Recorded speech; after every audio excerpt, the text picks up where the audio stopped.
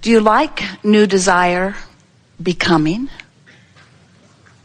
Do you like it enough that you might be willing to come forth into a physical body, into an environment of contrast, for the express purpose of the hatching of new desire? Newer, deeper, fuller, more meaningful. Well, now you put it that way, Abraham. Not so much. And yet here you are in these physical bodies, the larger part of you remaining non-physical. Do you know that? In other words, there is this source energy part of you who eternally continues to expand, because this personality is here sifting through variety and coming to deeper and clearer desires.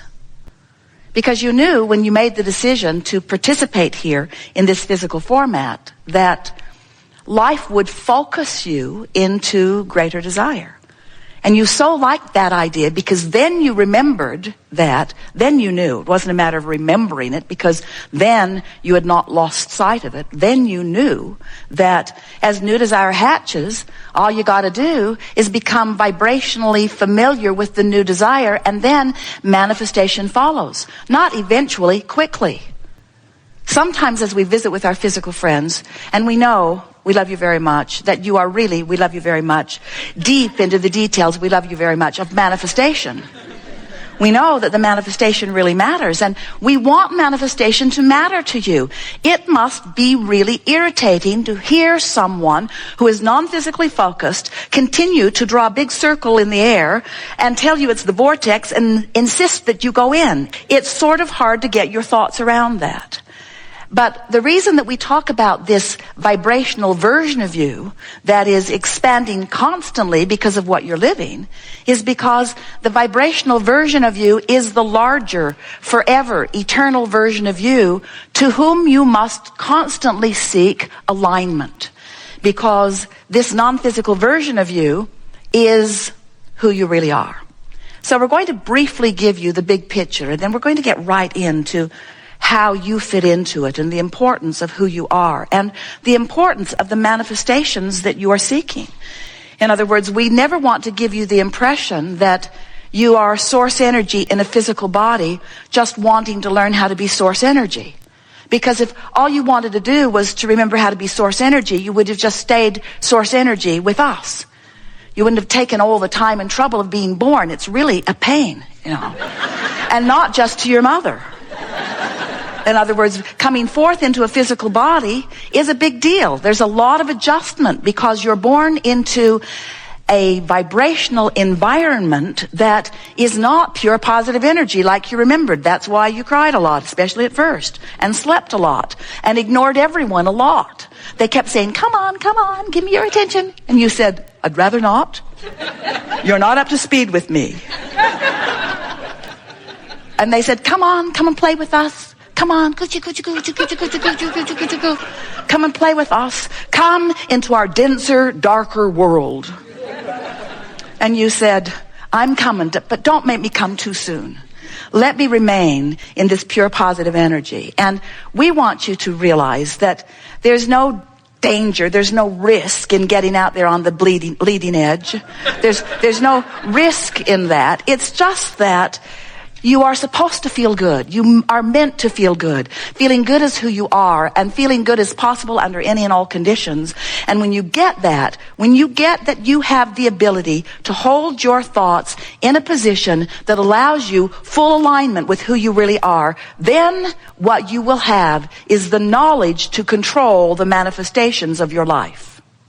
Until then, not so much.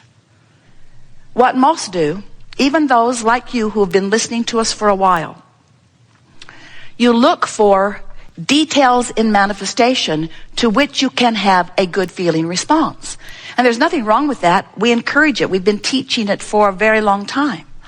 But if you need manifestations to perform for you in a way that evokes from you a good feeling response, now you're creating life by default. Now you're letting the circumstances, you're letting others, you're letting manifestation dictate your alignment, and you want to do it the other way around. You want your alignment to create manifestations, and it's different than you have, for the most part, been playing it. Esther is astonished at how much manifestation has been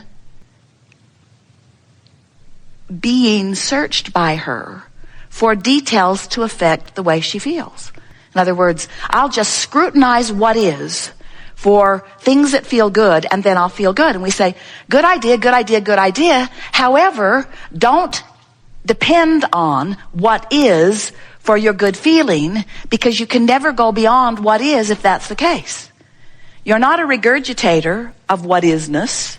You are a creator of new what isness. So, as you stand in your physical body and you're aware of the buffet that's before you, some things you can look right at and know you prefer them, and some things you can look at and know that you would like it to be better. And have you noticed that if you let yourself believe in your own or global or mass consciousness, personal or bigger expansion, that you cannot stop for a moment thinking of what would be better? Esther's been in the new kitchen in Texas, and most things that are in most cupboards have not been there very long, because she keeps finding a better place for everything. Anyone who's trying to find something that was there yesterday is in trouble, because today it's in a new and improved place for a while.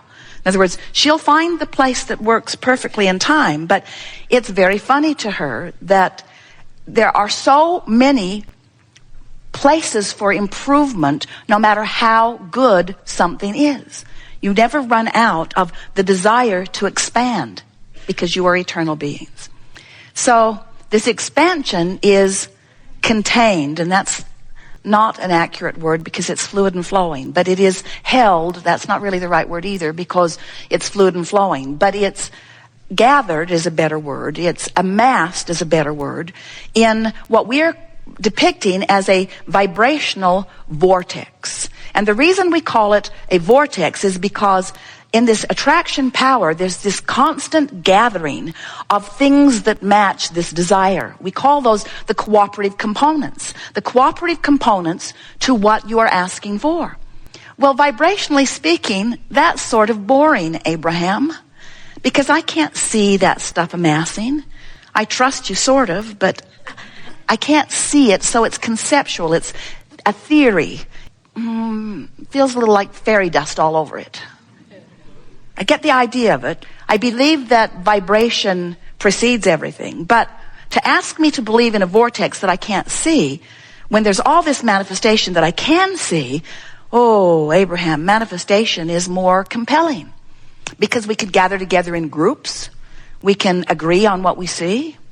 We can take tests about it. We can accurately acknowledge what it is. Manifestation is meaty. It's seeable, hearable, smellable, tasteable, touchable. It's reality. Abraham, manifestation is reality. We hear you. You talk to us all the time, and quite often you're annoyed. And we say, it is reality, but it's reality that has spawned and accrued and accumulated and come into your visual, sensual senses because it is a vibrational match to something that you've got chronically going on. And you have to know that, because as you move around the planet and you interact with people, you see people living in similar circumstances that are manifesting entirely differently. You see people who everything seems to always go wrong for them, and you see people who everything seems to always go right for them. And you just got to know there's a vibrational variance that makes the difference in what's happening to you, not just generally, but specifically moment by moment. So what we're getting at is you could be observing something that isn't something that you want. And as you're observing it, you're taking it in, you're having conversations about it. And in doing so, you're holding your vibration in an even more specific place. Because the more attention you give to anything, the more specifically focused you are, and the more specifically focused you are, the faster the energy moves and the faster the manifestation becomes. So you could be looking at this thing, and let's call it, for sake of this analogy, something unwanted, and this is the point we want to make with you. Without even realizing it, your observation of your current financial condition or your physical condition or your relationship condition or whatever it is that you're focusing upon, your attention to it is causing a vibrational response in you which equals your point of attraction. Now, your point of attraction isn't something that's going to happen tomorrow or the next day or the next day. Your point of attraction is something that's manifesting now. So much so that this thought and this conversation that you've got going on is going to cause the next people who walk into your experience to reflect back to you precisely what it is you've got going on. Pay attention to that. Pay attention to how close on the heels of what you're feeling, especially if you're feeling it strongly, the manifestation follows. And then the real fun is to recognize, either because the feeling didn't feel good or because the manifestation doesn't feel good. Maybe somebody says something to you that you didn't like, that you didn't think they should have said, that you didn't really believe you had coming, and that most of all you don't ever want to hear it again, but you're hearing it, it's happening. And why is it happening? Is it happening because reality has descended on you? Or is it happening in response to a vibrational stance that you've been practicing that you maybe didn't even know you were practicing until it manifested? But here it is. Reality happens. We've seen the bumper stickers. We like this one better. Reality happens. So then you say, we want you to say, oh, but I get this stuff. I know that I'm the creator of my own experience. I'm not a regurgitator. I observed that, and I had a regurgitating knee-jerk response to it, which I kept practicing because it was really absurd and obscene what happened. And so I told everybody that I saw for a while, do you know what that guy said? Do you know what he said? Do you know what he said? Do you know what he did? Do you know how he made me feel? So you keep it going for a little while, but in all of that, launching, clarifying, vortexing, creating, doing the vibrational precursoring, it's not a word, but write it down anyway, to what future manifestations can be depending upon what you do vibrationally. In other words, you've launched the rockets, the potential is there for the new and improved experience. The question is, are you going to keep regurgitating what is, because after all, that guy was really out of line? Or are you going to take the bounce and practice, and here are the operative words, practice the less easy vibration, because that's the easy vibration. You just observed it. All of your physical senses told you it was reality, and if you gathered together with others and went on some of those talk shows, most of the people would agree with you that that person was a misbehaving person and that you are right. But we are wanting to say to you, it doesn't matter how right you are in your negative emotion or in your pushing against.